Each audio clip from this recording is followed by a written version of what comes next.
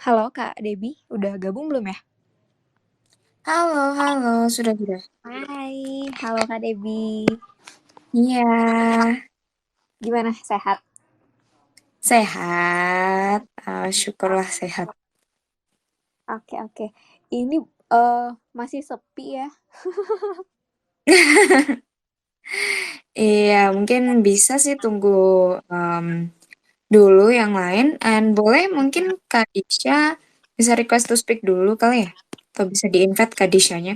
Boleh, boleh. Kita invite Saya invite sambil Kak pasang Disha. banner juga nih. Oh, oke, oke, oke. Bentar aku invite Kak Mm-mm. Disha dulu.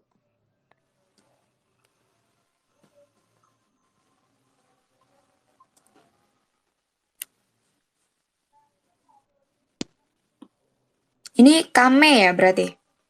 Iya, Oke. oke nih Kak Disha udah join nih. Halo, Halo suaraku Hai Kak Kak Disha. terdengar Disha. nggak? Jelas Kedengeran, Kak, kedengeran jelas. jelas. Oke, mantap. Mantap.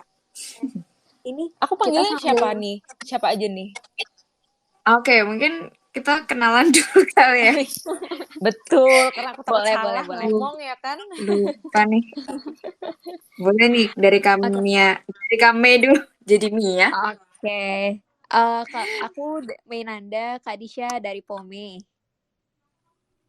Benar. Halo Kak Mei. Iya, kita beberapa kali sempat kontekan juga sih ya. Oh iya, benar-benar benar. Ih, seneng Iya. banget deh bisa collab Iya, lagi akhirnya. sama Pome.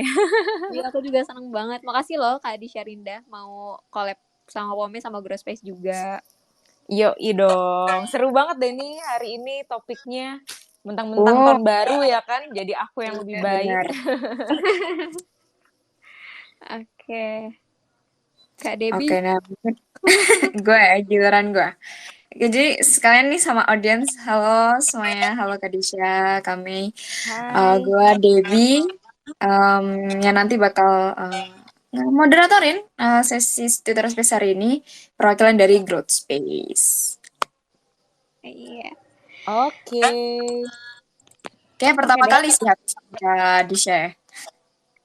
Iya, pertama kali nih kita di Growth Space juga. Ya ampun, senang deh. Pertama tapi bukan yang terakhir ya Kak. Jangan dong ya, biar Kita biar harus kita sering-sering tetap collab ini.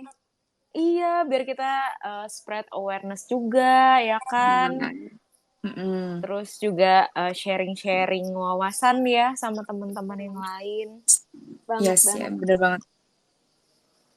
Oke. Ini aku buka dulu kali ya. Aku menyapa teman-teman Boleh? dulu nih. Udah lumayan banyak juga yang nonton. Yang dengerin. Konser Oke. ya. Eh, Ngomong-ngomong, maaf sebelumnya kalau misalkan di sini agak berisik ya, soalnya ada yang lagi nobar juga di depan, jadi maklum aja. Oke.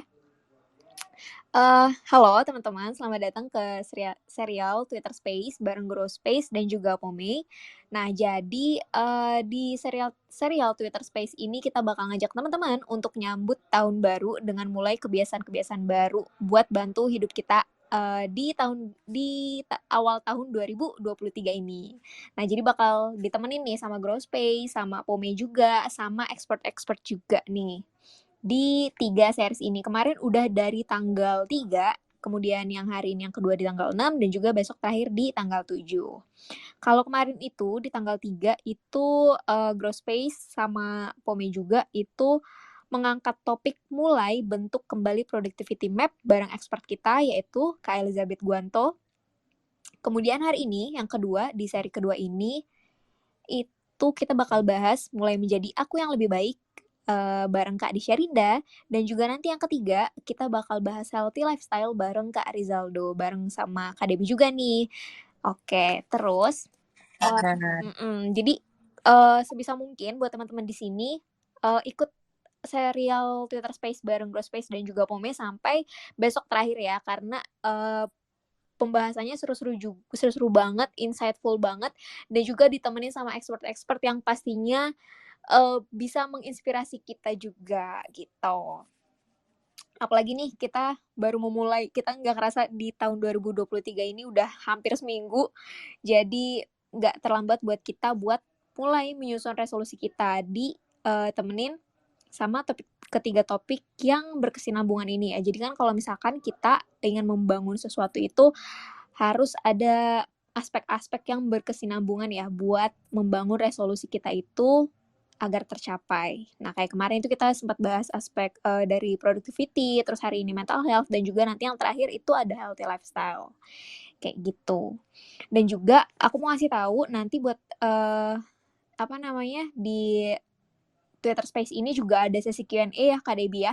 Untuk 2 orang. Sebenarnya kalau misalkan lebih boleh kali ya Kak Debbie ya. Kalau misalkan ada yang Boleh dong, boleh. misalkan ada yang mau nanya atau mau sharing boleh banget, tapi nanti Pome bakal ngasih hadiah buat 2 penanya atau 2 teman yang mau sharing boleh, mau nanya boleh, mau sharing aja juga boleh. Buat 2 orang tercepat nanti bakal dikasih hadiah nih sama Pome gitu.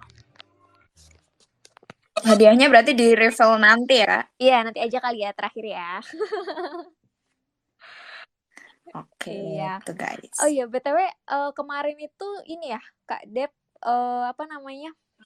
yang sama Kak Elizabeth Guanto itu bahas mulai bentuk kembali productivity map. Boleh dong dirangkum dikit, mungkin teman-teman kemarin ada yang ketinggalan, nggak dengerin. Oke, jadi kalau kemarin itu ya kita ngebahas bener-bener tuntas ya menurut gue ya, dari gimana sih caranya set goal sampai gimana cara ngejalaninnya, gimana cara men-tackle habit-habit kita yang merugikan kayak menunda lah, terlalu banyak ngabisin waktu rekreasi lah kayak gitu. Nah, itu tuh kita bahas tuntas banget. Dan yang mau denger rekamannya tuh masih ada tuh ya. Kita ada rekamannya, bisa cek aja kedua IG kita. Di Pome bisa di scroll aja itu langsung bisa didengerin di situ gitu.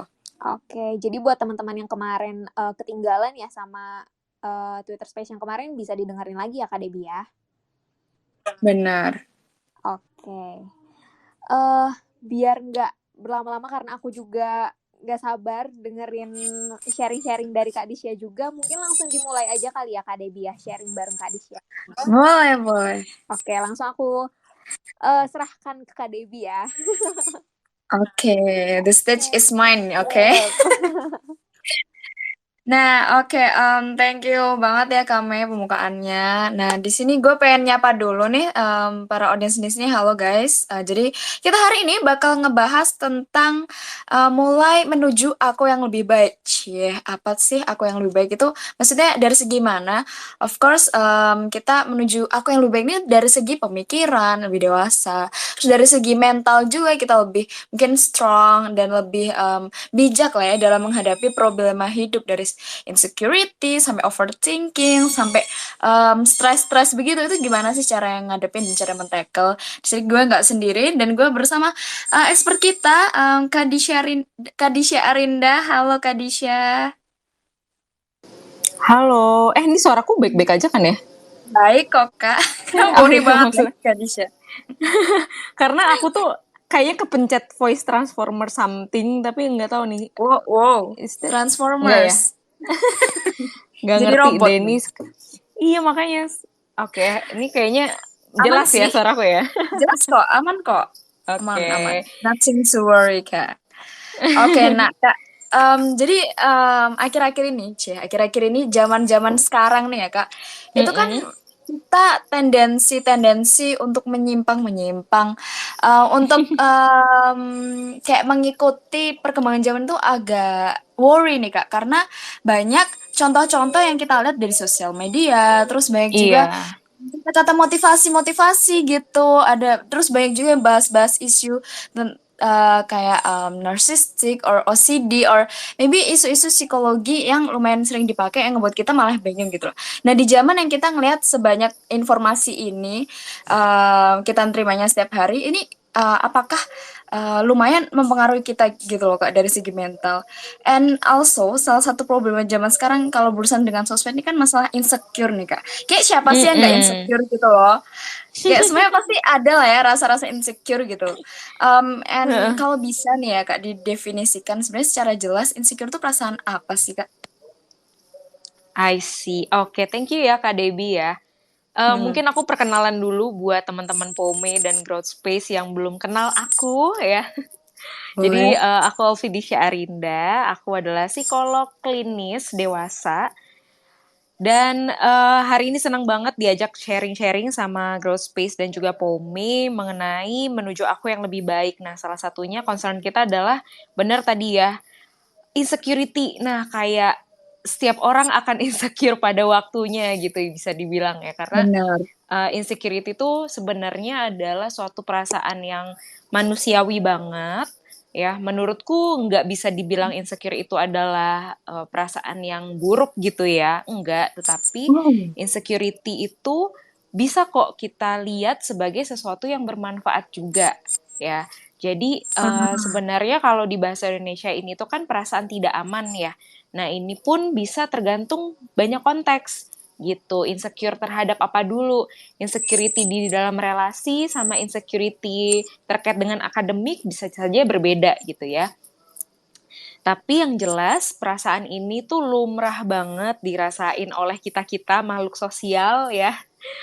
Kenapa aku sebutkan makhluk sosialnya? Karena biasanya insecurity itu memang datang dari keterikatan kita di society gitu ya, di mana kita melihat orang lain, kita juga mungkin memaknai ya proses perjalanan karir, perkembangan diri orang lain gitu, atau hal-hal yang berkaitan dengan interaksi kita dengan orang lain itu gitu.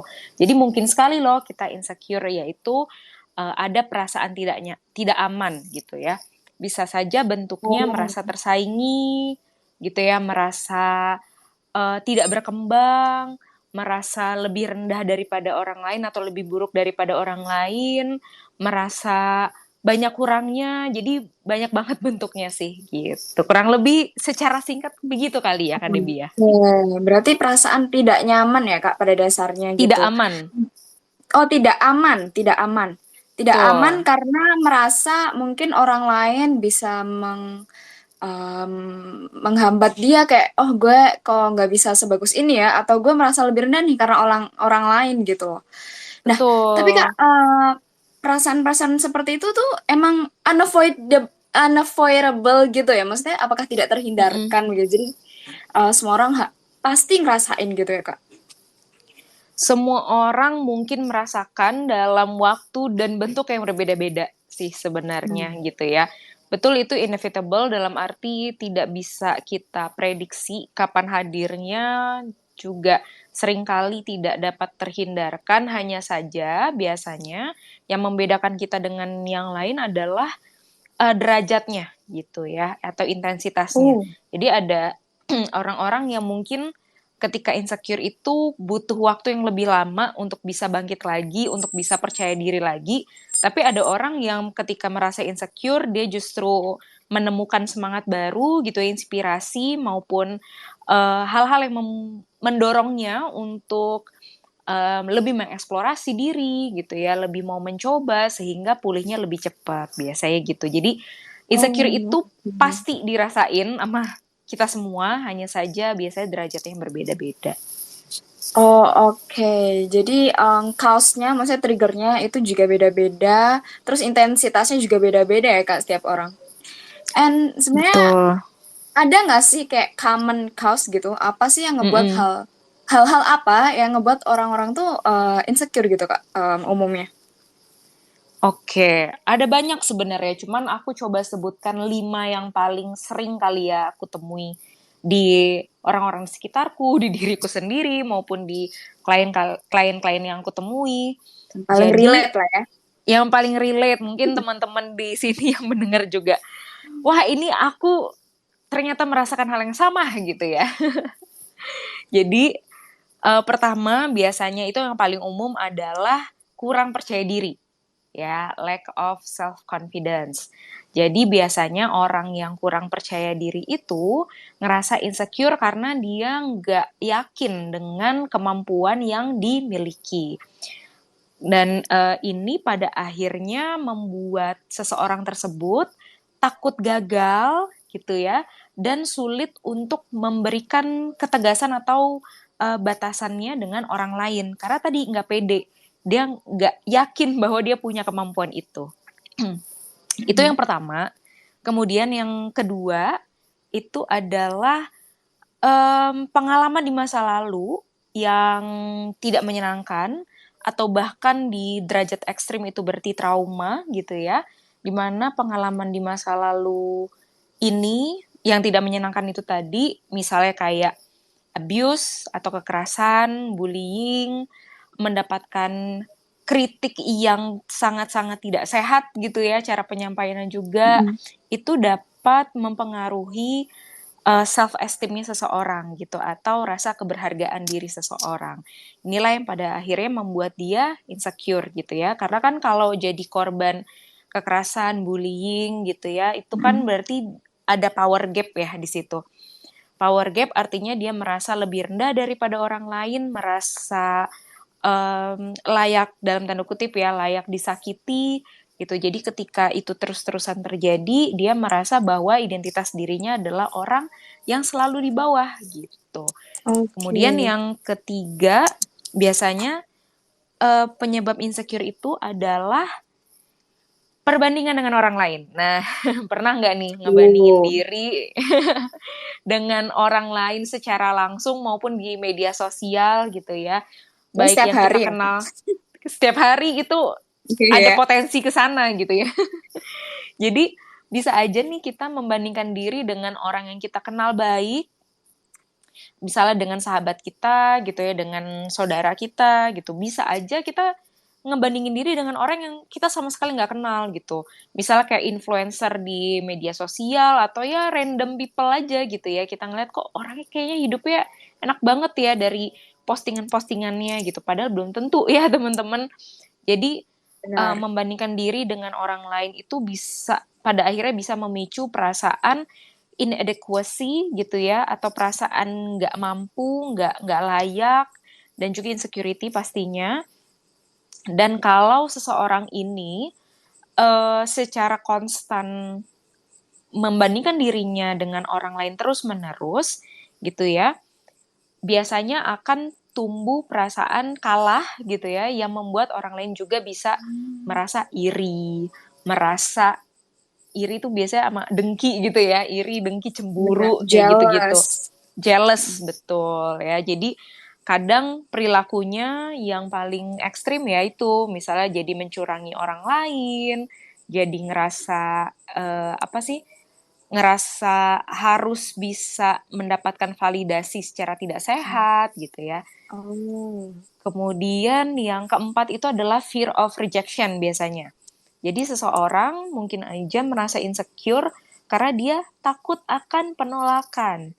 Yang mana sebenarnya ketakutan gitu ya, atau kekhawatiran akan penolakan ini juga perasaan yang lumrah. Tapi menurutku rejection itu atau penolakan itu adalah situasi yang sangat sulit ya. Salah satu situasi yang sangat sulit untuk dihadapi oleh kita, manusia biasa. Karena kita memang tadi ya makhluk sosial yang pada dasarnya punya kebutuhan untuk bisa terikat dan diterima oleh orang lain. Jadi kalau ada social cues atau isyarat sosial yang menandakan kita tuh kayaknya ditolak gitu aja, kita udah nggak sanggup gitu menghadapinya. Apalagi sampai ada penolakan beneran yang literal gitu ya, kita dengar bahwa maaf ya kamu nggak bisa nih bareng-bareng lagi sama aku misalnya gitu. Atau kayak penolakan kerja gitu ya, kalau kita ngelamar kerja bisa aja tuh rasanya sakit banget. Nah, ini biasanya juga membuat kita merasa insecure gitu, terutama di relasi sih biasanya ya. Kemudian yang terakhir adalah self worth yang rendah gitu. Jadi seseorang yang memiliki penilaian terhadap dirinya, keberhargaan dirinya itu rendah gitu ya, lebih rendah daripada orang lain, itu mungkin aja merasa insecure karena dia nggak tahu nilai-nilai apa yang ada di dalam dirinya, apa yang membuat dia tuh worth as a person gitu ya kan. Jadi balik lagi nih kayak yang ke pertama, jadinya lack of confidence dan juga jadinya sulit untuk menetapkan batasan gitu. Oke, oke. Nah, ini yang kayaknya semua orang apa ya, struggling gitu ya Kak, self confidence, esteem, Mm-mm. terus Ada sering yang relate ingin nggak nih? healing. Ya, lihat bisa reaksinya. Tadi yang Coba request to dikasih speak terus nih. stikernya. Boleh, boleh. Nah, Kak, tapi gue ini ya Kak, kayak bingungnya adalah setelah saya pikir-pikir itu, dulu waktu kita kecil, kayak waktu kayak kecil banget lah, maksudnya SD, TK gitu, kita kan nggak pernah Mm-mm. ya Kak mikirin hal-hal seperti ini gitu. Nah, apa sih yang ngebuat kita waktu gede gitu jadi malah bukannya makin pede, makin secure dengan diri, tapi malah makin ini makin mengecil begitu. Maksudnya adalah makin nggak secure gitu loh, masih makin Mm-mm. insecure kayak gitu Kak. Nah, apa sih hal-hal yang terjadi gitu loh di diri kita sampai kita jadi bisa seperti ini begitu Kak? Iya, What's the pasti ada turning banyak, point? betul, iya, pasti ada banyak kemungkinan lah ya, karena setiap orang Mm. mengalami berbagai pengalaman yang berbeda-beda gitu. Nggak ada satupun di dunia ini yang pengalamannya plek ketiplek sama persis tuh nggak ada gitu ya. Walaupun dia adalah anak kembar yang dibesarkan oleh orang tua yang sama, dikasih sarana prasarana yang sama gitu, pasti pengalamannya berbeda karena pemaknaannya juga berbeda satu dengan yang lainnya gitu. Jadi turning point dari setiap orang juga pastinya beda-beda banget gitu ya. Cuman Hmm. kenapa ya? Dulu tuh kita pede aja tampil Iya. nari gitu ya di TK, ikut Hmm. karnaval, didandanin gitu. Kalau sekarang jangankan buat ikut-ikut kayak gitu ya, untuk posting selfie aja tuh kayaknya Ih, mikir ribuan kali, ya nggak sih? iya kayak pakai filter, terus harus Pakai foto kayak filter. berpuluh-puluh kali dulu gitu. Iya, dari 1.000 foto cuman satu ya yang dipilih, Bener. itu juga agak Nah, ngeblur betul sebenarnya banget. kan. Iya, segitunya loh. Ya kenapa ya, semakin dewasa kita tuh kayaknya semakin kelihatannya ya semakin insecure. Pada beberapa orang memang ketika dewasa ini kan semakin banyak ya yang dipikirin. Salah satunya Hmm. adalah penilaian orang lain gitu. Jadi kalau Hmm. dulu waktu kecil ya nggak kepikiran tuh penilaian orang lain, karena memang waktu kecil terutama di usia di bawah 5 tahun gitu ya, balita, atau di bawah 8 tahun itu kita masih egosentris kita bilangnya ya, yaitu dunia itu seolah berputar di sekitar kita gitu ya. Anak kecil tuh gitu. Jadi Benar-benar. misalnya contoh nyatanya adalah apa yang ibuku pegang adalah milikku. Nah, gitu misalnya ya. Jadi makanya anak kecil seringkali kalau rebutan mainan itu nangis karena dia ngerasa paling berhak gitu ya kan. Tapi kalau orang dewasa nggak kayak gitu cara pikirnya. Orang dewasa udah Hmm. mulai berpindah nih pikirannya dari yang tadinya egosentris, jadi mulai memikirkan keterlibatannya dan interaksinya dengan orang lain. Jadi, kalaupun mau ngelakuin sesuatu, biasanya mikir dulu, nanti orang lain menganggap aku apa ya, menilaiku seperti apa ya, gitu. Nanti aku bisa diterima nggak ya di lingkungan pergaulan yang seperti Oh. ini? Terutama kalau remaja ya, remaja itu pembentukan identitas. Nah, itu Oh. paling besar perannya Hmm. adalah peer atau teman sebaya. Jadi udah mulai tuh kalau dari remaja, tadi kan anak-anak itu masih egosentris ya. Remaja udah Ha-ha. mulai pembentukan identitas, orang yang paling signifikan bagi mereka adalah teman sebaya. Di situ Oh. mulai tumbuh Krusial perasaan banget ingin dong. diterima. Betul, Mm-mm. krusial banget. Gitu. Jadi ketika dewasa, kalau pembentukan identitasnya itu adaptif dan sehat, dia tahu bahwa memang penilaian orang lain itu adalah sesuatu yang tidak terhindarkan, tetapi aku juga punya value dan keyakinan atas diriku sendiri bahwa aku dapat melakukan yang terbaik, misal gitu. Tapi kalau pembentukan Hmm. identitasnya tidak sehat, tidak adaptif, tidak optimal gitu ya, ya bisa aja seseorang tersebut pada akhirnya jadi ngerasa insecure gitu. Problem keluarga juga Hmm. mungkin sekali sih. punya peran gitu. Apakah ini jadi pertanyaan selanjutnya ya, Kak Debbie ya? Nanti kita nanti kita bahas ya Kak. Tapi sebelum itu nih Kak, aku juga pengen membahas tentang self worth karena kan tadi jadi poin terakhir yang Kakak sebutkan ya. Dan Iya. gue juga mikir kayak peer itu emang sangat-sangat ngepengaruhi kita. Maksudnya nggak usah peer lah, maksudnya lingkungan kita lah yang paling dekat, our inner circle in life itu sangat-sangat nentuin like how we perceive ourselves gitu. Like teorinya itu apa sih? Self-looking glass, like something like that. Nah terus tadi kakak menyebut tentang self-worth. Nah, self-worth ini kan hal yang tidak kelihatan ya kak sebenarnya. Tapi Ya. siapa sih sebenarnya yang menentukan kita worth-nya bagaimana, worth it atau tidak? Itu siapa tuh kayak menentukan? How do we value ourselves itu prosesnya bagaimana sih, kak? Oke. Ya, pertanyaan bagus nih. Gimana sih kita menentukan keberhargaan diri kita pada akhirnya kan? Yes, Value-value apa aja yang kita punya itu yes. udah namanya self worth, udah pasti diri sendiri gitu ya. Jadi kalau dibilang kamu tuh berharga kalau kamu pakai barang-barang branded, itu Waduh, kata siapa gitu. Nah, ya tampang. itu kalau kita merasa itu adalah cara kita dinilai berharga, ya silakan aja. Hanya saja belum tentu itu dapat diaplikasikan ke orang lain juga gitu. Artinya memang self worth ini sangat personal. Kalau kita merasa gini, aku ngerasa diriku itu punya value yang baik gitu ya, yang positif, kemudian keberhargaanku juga tinggi, itu adalah ketika aku dapat sekolah ke jenjang yang setinggi mungkin, misalnya gitu. Itu mungkin aja, itu bebas-bebas aja. Seseorang mau menentukan dari segi itu, segi pendidikan misalnya ya. Oke. Tapi ada There's juga no right orang or yang wrong ya kak. there's no right or wrong. Terus juga kalau ada orang yang, kalau di usia-usia aku sih ya, misalnya mau jadi ibu rumah tangga yang stay at home mom full time gitu ya, atau sambil bekerja, itu juga bebas-bebas aja. Selama dia tahu bahwa apa yang dia lakukan itu membuat dirinya tuh nggak merasa kekurangan apapun, merasa fulfilling ya kita bilangnya.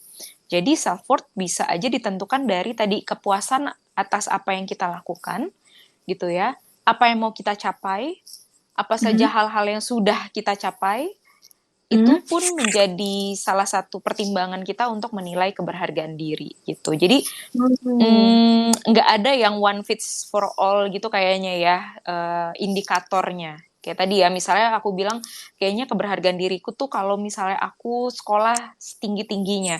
Ya buat orang lain itu nggak menjadi hal yang penting gitu. Ya Benar. nggak apa-apa juga, dan itu nggak ada salahnya. Gitu sih, nggak ada orang yang sebenarnya menurutku ya, nggak ada orang yang berhak mendebat self worth orang lain sih. Gitu. Wah, really really great message tuh. Nggak ada orang yang berhak mendebat self worth orang lain ya kak. Jadi Iya, kadang kita tuh menaruh standar kita ke orang lain, tapi maksudnya benar.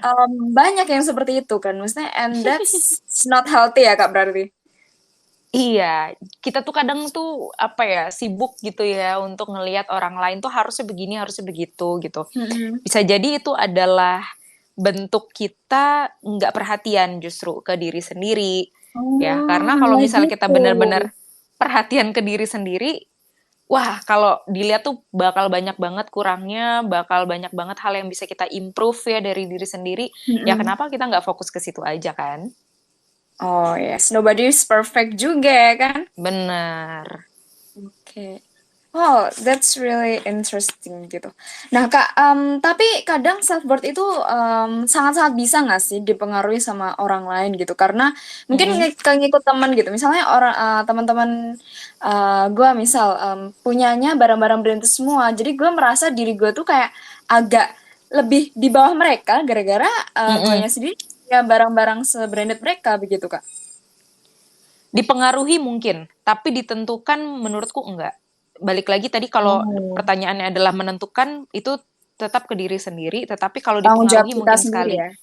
Benar. Salah satu yang menentukan value kita kan juga values. Yang menentukan self worth kita kan adalah values. gitu ya. Mm-mm. Values ini kan bisa diturunkan dari orang tua ke kita kan sebenarnya. Oke. Gitu. Jadi contoh value apa ya? Responsibility misalnya. Ya, kalau kita punya Mm-mm. value kalau kita punya value bahwa kita adalah orang yang bertanggung jawab, bisa jadi itu karena kita belajar dari orang tua kita, dari orang terdekat kita bahwa yang namanya orang bertanggung jawab tuh kayak gini loh sikap dan perilakunya. Dan itu membuat Mm-mm. mereka menjadi orang yang well respected oleh orang lain gitu. Dan pada akhirnya Mm-mm. kita pun mengadopsi value itu ke diri kita, membuat kita jadi orang merasa menjadi orang yang berharga gitu, menjadi orang Mm. yang bisa dibilang juga layak untuk dihormati dan dihargai oleh orang lain misalnya ya. Jadi ya kalau dipengaruhi mungkin banget dipengaruhi oleh teman sebaya, keluarga gitu ya, orang terdekat kita, orang-orang yang kita pikir signifikan juga termasuk figur-figur misalnya kayak influencer, artis, tokoh-tokoh Panutan. publik gitu ya, panutan bener, itu juga mungkin mempengaruhi, tetapi balik lagi kalau untuk menentukannya siapa yang berhak, value mana yang kita ingin adopsi ke diri kita itu, yang berhak cuma diri kita gitu untuk menentukannya. Oke. Jadi kalau misalnya kita ngerasa insecure ya kita harus ngefix diri kita sendiri because it's our responsibility ya. Like Iya, gak bisa nih betul. blame others kamu gara-gara kamu sukses terus aku jadi insecure. Waduh, Iya, itu trap dia. mentality. Itu bener ya. Itu mah insecure-nya diproyeksiin aja sih itu kayaknya ya. Bener-bener. Oke, nah ini Kak ngomongin tadi cara kita estimasi keberhargaan diri kita kan dari kepuasan, pencapaian dan yang paling important values. Nah, kalau dari misal berarti bisa dong ya Kak perasaan insecure itu ada datang karena kita kurang mengapresiasi diri kita sendiri begitu Kak. Oh iya, mungkin banget. And Kadang how tuh do kita we gimana Kak Debbie? And gimana tuh Kak, aturan-aturan maksudnya cara kita, oh gue sudah doing a great job nih, gue harus apresiasi diri Oke. sendiri. Itu gimana sih caranya? How does it work? Oke. Iya bener banget tuh. Kadang kita tuh menilai diri tuh terlalu apa ya, terlalu keras mungkin ya, terlalu Too hard banyak on syarat ya mungkin ya. Jadi bener. kita tuh baru ngerasa berharga, baru ngerasa happy kalau ada 100 syarat yang dipenuhi gitu ya kan, ibaratnya ya. Yes, Harus yes. sudah mencapai ini, harus sudah mencapai itu, harus sudah begini begitu. Wah, banyak banget Baru deh. berharga. Baru kita ngerasa berharga, baru kita ngerasa layak gitu kan. Tapi ketika kita ke orang lain, kadang syaratnya tuh nggak mutlak, kemudian nggak jelas. Jadi misalnya ya, kita ngelihat nih di Instagram temen kita lagi, misalnya ya baru buat teman-teman yang masih kuliah nih, ada yang udah wisuda, misalnya kayak gitu ya. Ada yang udah wisuda, terus kita langsung memberikan penilaian tuh yang sangat-sangat, ya pokoknya sangat tidak bersyarat apapun bahkan gitu ya. Jadi sangat mudah gitu. Misalnya, wah dia sih keren banget nih bisa wisuda tepat waktu pasti karena dia gampang, dia nggak stres karena dosen pembimbingnya itu suportif karena topiknya gampang gitu ya. Adu Hal-hal nasib. kayak gitu jadi gitu. Tapi kalau kita ngeliat tuh kita udah sukses kalau udah mencapai A, B, C, D banyak banget gitu. Jadinya nggak objektif juga ya antara kita dengan orang lain. Nah Oh, itu sih yang benar-benar tidak biasanya. objektif. Jadi itu yang bikin kita tuh ngerasa nggak layak untuk mendapatkan penghargaan sekecil apapun gitu. Padahal sebenarnya gini, kita bukan juga memanjakan diri ya, bukan yang artinya baru nulis satu kalimat langsung self reward gitu. Waduh. Atau misalnya baru ngerjain satu task di kerjaan langsung pengennya staycation gitu ya kan. Enggak juga sih, itu beda cerita ya teman-teman. Walaupun aku juga pingin begitu. Tapi yang jelas adalah bagaimana kita dapat menilai diri kita itu sepadan lah ya dengan usaha yang kita lakukan. Walaupun memang nggak ada tuh yang namanya, kalau di hidup ya apalagi orang dewasa nggak ada tuh juara satu paling paling keren kerjaannya gitu, kayaknya nggak ada ya gitu kan. Kemudian kan karena ya nggak ada lagi yang menilai keberhargaan atau pencapaian kita selain diri kita sendiri gitu. Jadi cobalah untuk melihat lebih sepadan aja sih dengan upaya yang kita lakukan, daripada kita memberikan banyak syarat ke diri sendiri sementara ke orang lain kayaknya ngelihatnya dengan cara yang berbeda gitu, dengan cara yang tidak adil. Jadinya kita ngerasa berat sendiri gitu, ngerasa orang lain kok hidupnya lebih ringan. Ya iya, karena penilaian kita terlalu banyak gitu sih. Oke. Jadi kita harus seobjektif mungkin lah ya dalam bukan hanya menilai orang lain, tapi menilai diri kita sendiri. Karena kadang kita getting too personal kali ya Kak. Like kok gue gini-gini amat sih gitu. Padahal ya sebenarnya kalau dilihat kalau orang lain ngeliat kita oke-oke aja kok. Tapi kita ngelihat diri kita sendiri like too hard on ourselves gitu.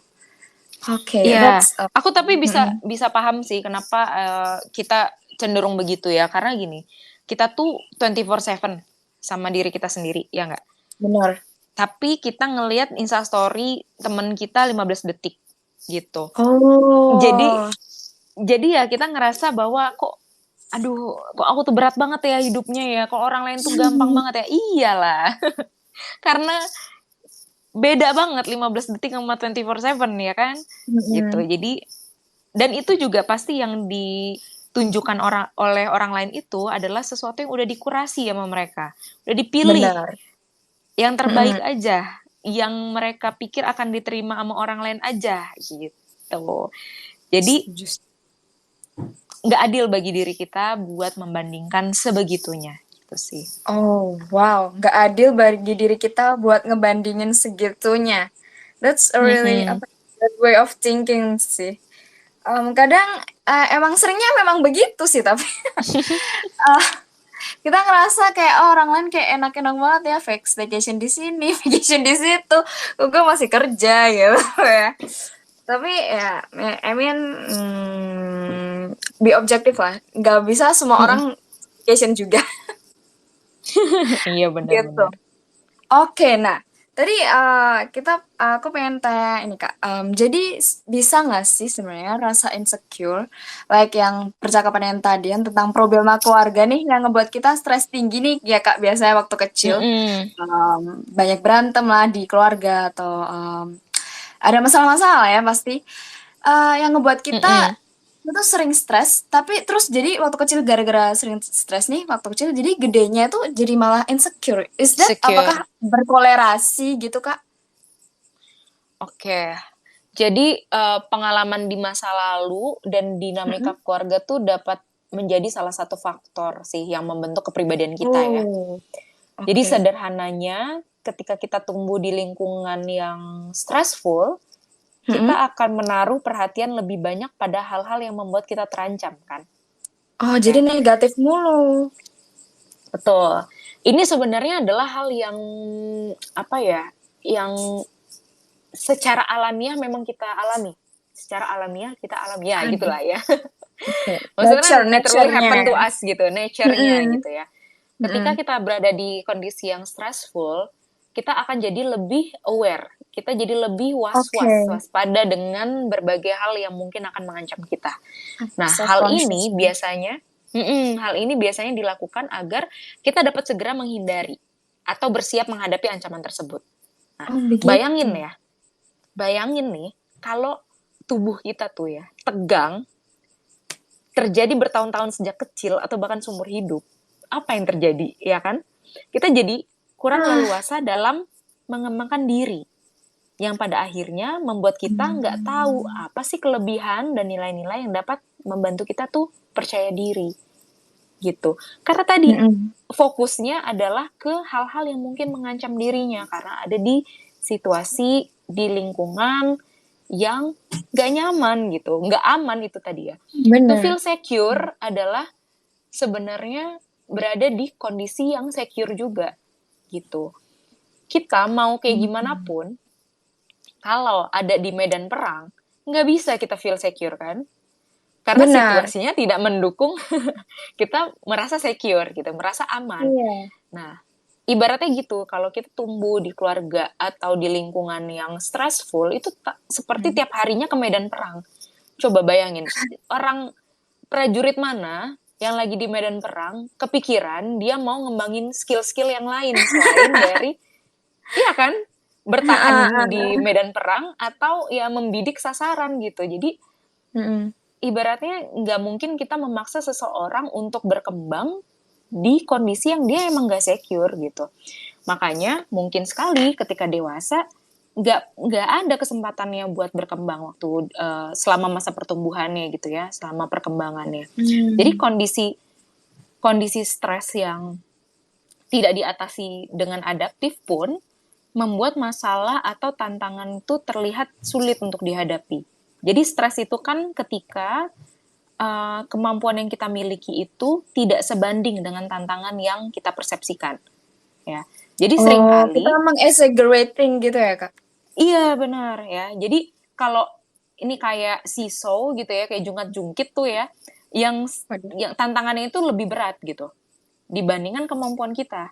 Nah, jadi seringkali orang dengan pola hidup yang stressful nggak berani untuk nyoba, nggak berani untuk eksplorasi dunia di sekitarnya.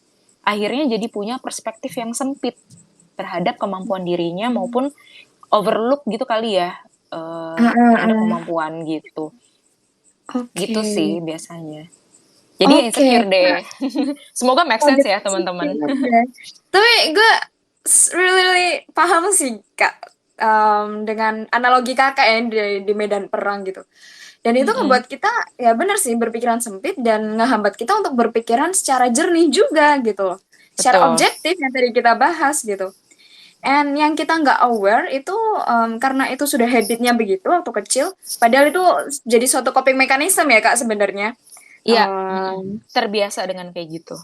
Iya, jadi terbiasa kayak gitu. Tapi malah nanti waktu besarnya yang mungkin kita sudah terbebas lah sebenarnya dari lingkungan yang tadi. Kita jadi susah untuk explore karena kita udah kebiasaan begitu. Like gue biasanya gini, jadi gue takut nih untuk melangkah ke zona lain gitu. Oke. That's eye opening banget sih. Gue baru ngeh banget gitu. Oke, nah Kak, kalau begitu kan tadi dibilang hal-hal yang buat kita insecure itu karena kita fear of rejection gitu loh, maksudnya. Kita takut ditolak, mungkin dikritik juga kali ya. Yang ngebuat kita jadi makin defensif nih, makin menutup diri gitu. And gimana sih Kak caranya nge-tackle rasa sakitnya, bukan rasa sakit ya, rasa sangat-sangat bersalahnya saat kita di-reject atau dikritik begitu Kak? I see. Oke, nah kemungkinannya pasti ada banyak ya apa yang bikin kita tuh jadi defensif gitu.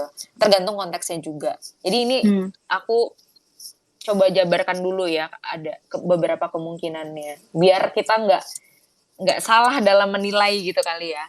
Jadi bisa jadi seseorang merasa defensif itu karena faktor orang yang dihadapi.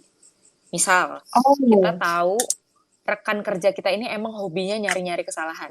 Ya, nggak cuma kita, jadi semua orang tuh kayak dicari-cari aja kesalahannya. Nah, maka dari itu defensiveness dalam konteks ini seolah tuh kayak apa ya, sikap yang otomatis terjadi yang kita lakukan gitu ya setiap kali kita berinteraksi dengan rekan kerja kita tersebut.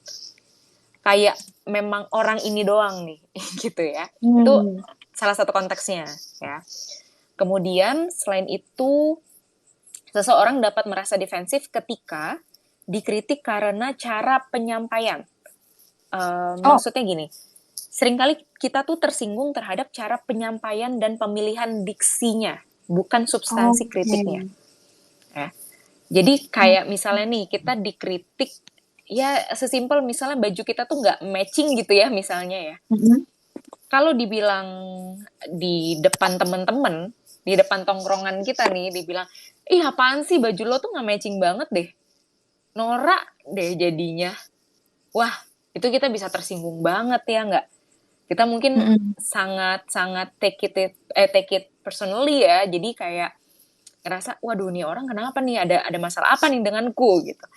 Jadinya kita nggak fokus pada substansinya. Tapi beda kan kalau misalnya cara penyampaiannya adalah berdua ngomong gitu ya. Gue rasa pemilihan baju lo kali ini bakal lebih baik deh kalau misalnya warnanya tuh kurang lebih senada gitu misalnya ya. Itu kan akan lebih baik dan mungkin akan bisa lebih diterima kritiknya, ya kan? Oleh karena itu baik yang mengkritik maupun yang dikritik sama-sama perlu mawas diri sih gitu. Nah, kalau sekiranya defensif padahal cara penyampaian udah baik, berfokus pada substansi dan perilaku tertentu gitu ya, bukan personal as a whole person, kita bisa coba renungkan lagi deh. Apakah kita menilai kritik itu sebagai sarana menurunkan harga diri kita gitu ya? Makanya kita tersinggung, makanya kita defensif. Apakah dengan adanya kritik itu membuat kita menjadi seseorang yang dianggap rendah? Apakah dengan kritik itu artinya kesalahan kita kayak dinotis oleh orang lain dan kita merasa terganggu akan hal itu? Biasanya itu sih yang pada akhirnya tuh bikin kita defensif. Jadi kita tuh tersinggung karena asumsi kita terhadap intensi orang yang mengkritik. Jadi bukan kritiknya itu sendiri. Jadi kita tuh kalau dibilang, jadi kalau misalnya kita dibilang, kamu kok tersinggung sih dikritik? Bukan kritiknya yang bikin kita tersinggung, tetapi asumsi kita terhadap intensi orang yang mengkritik itu. Ya bisa jadi juga karena kita terlalu ambil hati, jadi semua kritik yang kita dapatkan jadi sulit untuk balik lagi objektif itu ya kita lihatnya. Gitu sih. Semoga bisa dipahami ya penjelasannya. Oke. Jadi ada beberapa poin yang gue penasaran nih. Mungkin gue tanyain yang tentang asumsi nih ya Kak. Jadi kadang tuh kita sering menambahi skenario kita sendiri mungkin ya Kak. Iya, ya makanya betul. kita jadinya sebenarnya kritiknya itu cuma sampai C, tapi kita nambahin sampai Z gitu loh. Kayak ini dia ini yang ini gara-gara aku ini ya dia nggak suka sama kayak gitu kali ya. And that's why jadinya malah ya emang yang tadi yang nggak objektif gitu, nggak netral lagi gitu. Harusnya sampai pada kritik doang malah jadi kita nganggapnya personal attack gitu. Iya, personal attack benar. Oke, that's really interesting. Jadi kita lihat dulu ya Kak, kalau misalnya kita bersikap defensif nih, kita bisa refleksi lagi, apakah emang kita tergantung orangnya. Kalau gue tuh kalau orang tertentu ini gue kayaknya udah bener-bener udah malas banget nih berurusan sama orang ini gitu. Makanya kita jadi defensif. Atau cara penyampaian orang tersebut, which is kita bisa bilangin lah ya ke orangnya sendiri. Atau kita sendiri yang malah nambah-nambahin bensin gitu di api ini gitu. Oke. Wow. Sangat applicable buat refleksi nih setiap dikritik ya. Iya. Bisa jadi itu cuman asumsi kita doang ya. Kita berpikir, ini orang kayaknya pengen ngejatuhin kita deh. Ya bisa aja enggak sih. Iya bisa aja enggak tuh. Oke, nah Kak, ini kan kita udah hampir sejam nih Kak. Kita mau buka Q&A Kak Disha. Nah sebelum kita buka nih Q&A-nya, pasti teman-teman udah gak sabar. Dari tadi nih kan gue jadi host nih. Ini tadi udah ada yang request mulu nih, tapi belum sempet gue ACC, maaf ya. Jadi tadi kami mau menyampaikan 1-2 kata dulu kami. Oke. Aku sampai ini ya menyimak banget tadi, seru banget pembicaranya, mau nimbrung tapi pasti ntar lama. Aduh, makasih loh Kak Disha. Makasih juga kami. Semoga bermanfaat juga ya tadi yang didengerin ya. Keren banget. Oke, ini sebelum mulai sesi Q&A, aku juga mau ngasih tahu kalau Pome lagi ada diskon 30% sampai tanggal 8 Januari. Itu di semua e-commerce-nya Ipome ya. E-commerce-nya Get Pome itu ada di Shopee, ada di Tokped, ada di Lazada, dan juga terbaru kita ada di TikTok Shop. Jadi langsung aja nih buat teman-teman yang misalkan belum kesampaian beli Pome, atau baru tahu Pome, atau yang sebelumnya udah pernah beli Pome, yuk langsung aja di check out karena lagi diskon 30%. Oke, ini kita buka sesi Q&A-nya. Jadi buat teman-teman yang mau nanya atau mau sharing juga boleh, langsung aja di request, nanti akan dibantu sama aku sama Kak Debbie juga buat kita accept. Benar. Oh, by the way Kak, bisa nih audiens ngebuka official store-nya, bisa lihat di banner di atas nih, bisa langsung klik Nah, iya aja, bener. itu ada linknya ya. Iya, Dibuka, nanti langsung nih kalian tertuju ke official store-nya Pomeng. iya betul banget. 30% guys. Cuma sampai Oke, tanggal 6 maybe nih, sisa 2 hari. cuma 2 hari lagi nih. Iya. Cepet-cepet diburu nih. Oke, nah teman-teman yang mau tanya ataupun sharing itu boleh banget request to speak. Tadi kayaknya ada loh yang tadi request terus tapi karena belum saatnya jadi gue nggak ACC. Boleh nih di request balik, langsung request aja karena kita bakal ACC langsung guys. Tanya apa aja? Oh ya nggak apa aja sih Sharing. terkait dengan topik ini. Ke Kadisha, mau sharing tentang insecurity. Iya, aku kemarin insecure setelah denger jadi gak insecure gitu. Itu juga bisa gitu. Nah, ini ada yang request. Oke, ini ada satu penanya nih Kak. Aku langsung ACC ya. Boleh langsung unmute aja Kak Hana. Wah, ini aku kenal nih sama Kak Hana. Halo Kak Hana. Apakah sudah bisa ini? Halo? Sudah bisa? Halo Kak. Halo, boleh Kak langsung saja. Aku mau tanya deh, kan tadi masalah untuk kita yang menilai diri kita sendiri. Nah, terus kalau misalnya kita menilai diri kita sendiri udah be better every day gitu, karena kita udah buat listnya kan. Tapi ternyata kalau orang lain nggak melihat perubahan itu gimana ya? Terus ternyata orang tersebut tuh mengatakan hal tersebut, jadi buat kita down gitu loh. Nah, itu what should we do gitu kalau mengalami hal tersebut. Sekian, aku nggak tahu kalau misalnya I mungkin itu see. udah pernah dijelasin atau enggak, karena apa dengerinnya keluar masuk ini. Thank you. Oke.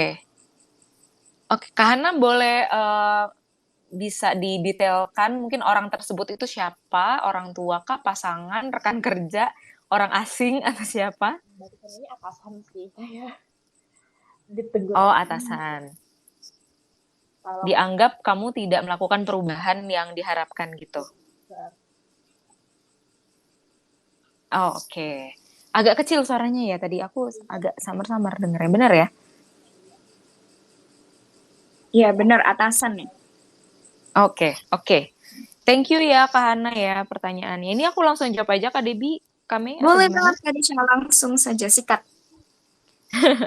Oke, iya sih. Kadang memang yang bikin kita ngerasa nggak berharga itu adalah karena ternyata penilaian orang lain dengan kita tuh nggak sejalan gitu ya, nggak sama gitu.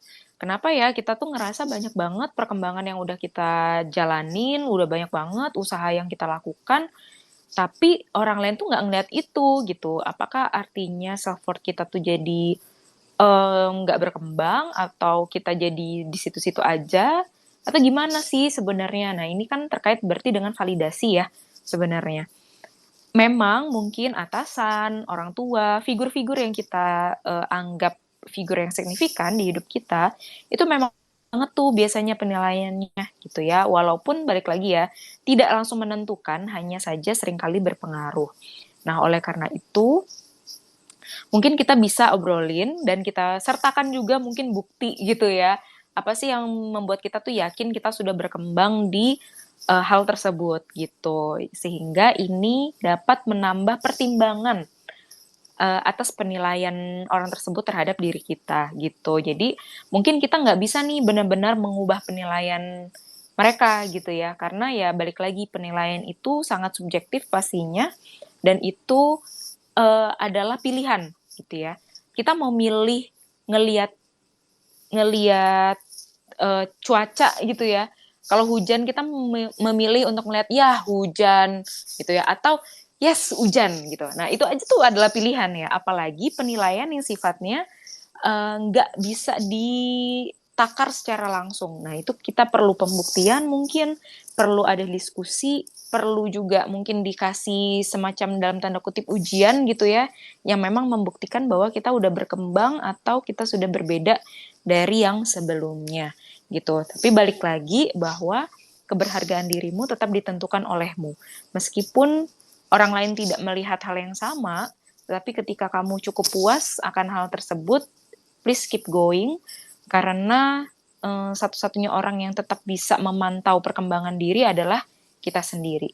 Itu sih. Semoga membantu ya Kak Hana ya, atau ada pertanyaan lanjutan dari penjelasanku? Tidak ada, udah terjawab. Terima kasih, Kak Isya. Terima kasih Kak Hana, semangat ya. Semoga Semangat, tetap Kak Hana. bisa growing bersama Grow Space dan Pome tentunya ya. Mantap. Jangan lupa juga taking care of yourself ya teman-teman ya. Karena menurutku kalau kita berada di kondisi yang insecure, kadang tuh kita jadi abai terhadap diri sendiri. Karena kita ngerasa tadi ya udah kalah, udahlah, udah nggak ada apa-apanya dibandingin orang lain gitu. Jadi tetap taking care of yourself. Salah satunya juga dengan konsumsi makanan yang bernutrisi gitu ya, minum multivitamin. Apalagi Get Pome sekarang ada kalau aku sih ya makannya itu apple cider vinegar gummy gitu. Tiap hari tuh. Thank you loh Kak Mei ya yang udah memperkenalkanku dengan Pome. Itu enak banget loh teman-teman. Ini serius. Ini beneran, aku makan ini tiap hari, gummy. Jadi justru ini adalah multivitamin yang aku tunggu-tunggu tiap harinya. Karena enak banget. Kayak, ya nggak boleh dimakan langsung semua gitu. Jangan dong. Harus sesuai Ya makanya aturan. kan jadi kayak sesuai aturan tentunya ya. Jadi Tapi ketagihan saking enaknya gitu loh Kak. Aku juga gitu sih. Ya ampun, suka kalap. Cuman ya Allah harus ingat. Iya kan? Iya, jadi tuh aku kayak bangun tidur kayak, yes aku mau makan gummy ini, tapi ya udah cuman boleh 1-2 doang ya. Tapi nggak boleh lebih ya teman-teman, harus sesuai anjuran. Oke. Ini ada yang kedua nih Kak Dep. Nah, ini ada Kak Anton Setiawan nih Kak. Langsung unmute aja ya Kak Anton. Halo, di sini aku mau nanya, kalau misalkan kita udah bikin goals yang spesifik, kemudian kita berusaha untuk memacu diri kita jadi lebih baik, namun hasilnya tuh nggak sesuai sama yang kita harapkan. Apakah kita perlu evaluasi secara berkala atau seperti apa ya?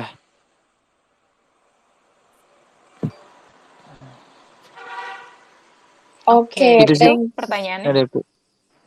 Oke. Terima kasih Kak Anton ya atas pertanyaannya. Nah, kadang tuh kalau kita untuk goal setting, kadang tuh kita perlu untuk menetapkan tujuan yang besar dan tujuan yang kecil-kecil gitu ya, atau micro goals kita sebutnya. Jadi mungkin kita punya nih tujuan yang besar, misalnya nih ya, tujuanku nanti di usia segini, usia 30 let's say gitu ya, aku bisa punya bisnis sendiri, misalnya kayak gitu, itu bigger goal gitu. Nah, micro goals-nya mungkin di umur 27 aku akan ngelakuin apa, di umur 28 apa, 29 apa, sehingga di umur 30 udah tercapai. Nah, masih belum kecil gitu ya, belum micro, kita turunin lagi, di umur 27 tuh ada 12 bulan gitu ya. Nah, dari 12 bulan itu setiap bulannya aku mau ngapain ya, misalnya belajar strategi bisnis di bulan pertama, di bulan kedua aku belajar misalnya gimana sih mencari investasi misalnya, dan lain-lain ya. Aku tentu tidak mumpuni dalam menjelaskan ini ya, menjelaskan contoh ini maksudnya. Nah, tapi kita ingat juga bahwa bigger goals itu tetap ada, hanya saja kita pecahkan ke micro goals sehingga kita bisa evaluasinya secara berkala, dan itu tuh tidak keluar dari jalur bigger goals-nya kita gitu. Jadi kalaupun ada yang mau dikembangkan, mungkin nggak jauh-jauh dari micro goals itu. Jadi kayak nggak mengubah bigger goals-nya, hanya saja micro goals-nya dan juga evaluasi berkalanya itu bisa disesuaikan gitu. Akan lebih mudah kita untuk ketika kita berjalan gitu ya, kita untuk belok ke kiri daripada ketika kita nyetir pesawat yang gede, banyak orang yang kita juga menjadi penumpang kita gitu ya, untuk ngebelokin ke kiri gitu kan. Karena kalau misalnya di analogi ini, berjalan itu seperti kita step by step gitu ya.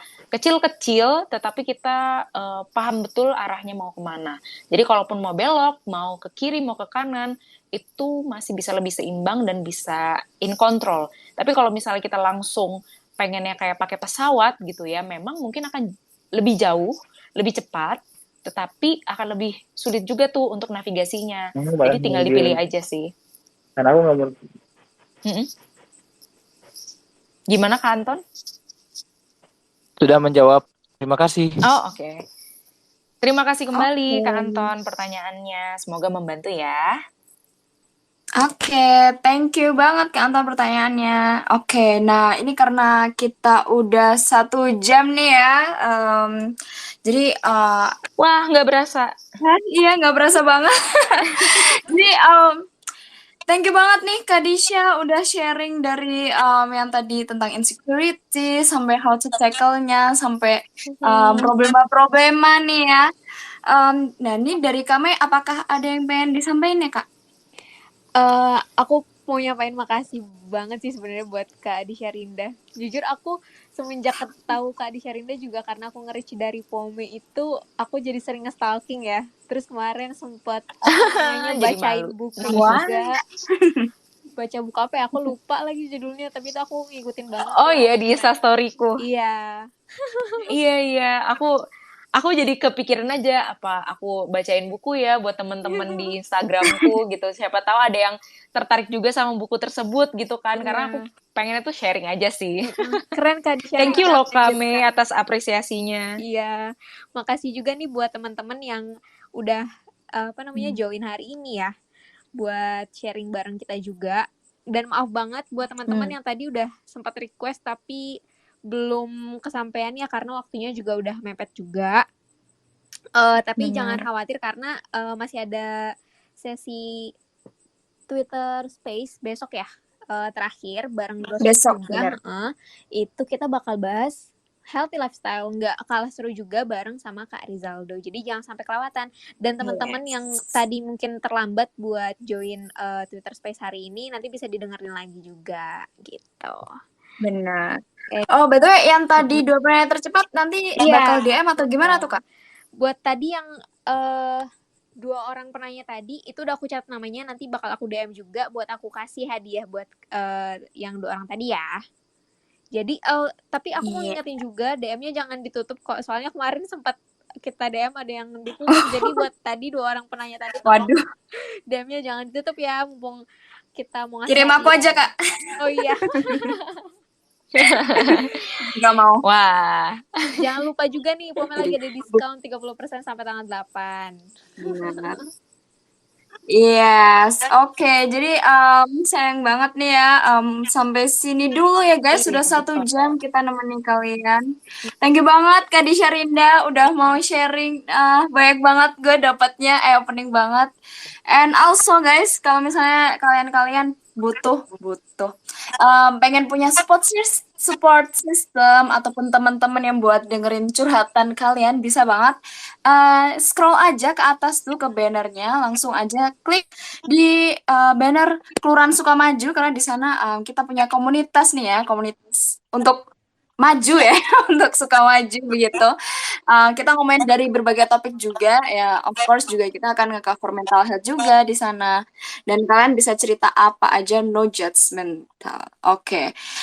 Itu aja sih dari kita semua. Thank you banget teman-teman yang udah join. Thank you banget Kak Disha again. And see you besok jam 7.30 malam bersama dengan Kak Rizaldo ngomongin Healthy Habits 2023. Bye-bye guys. Thank you Kak Debbie, Kame. Thank you teman-teman semua. Semoga sehat-sehat dan sukses selalu ya. Bye. Amin. Thank you semuanya. Bye.